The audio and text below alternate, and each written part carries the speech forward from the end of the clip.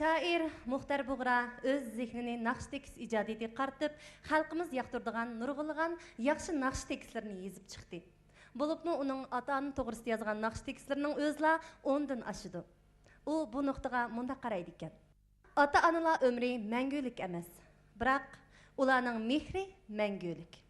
Bizning ota-onaga qiynishimiz mangulik emas, biroq ular qaytiradigan qarzimiz mangulik. Qalbimizda yangrayotgan mangulik naqsha dal ana shu ota-ona.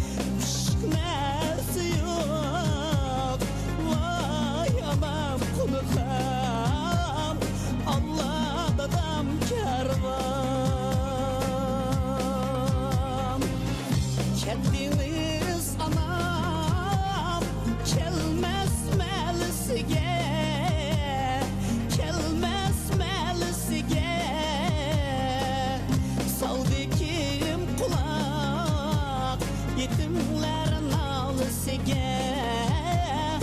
vay anam kulu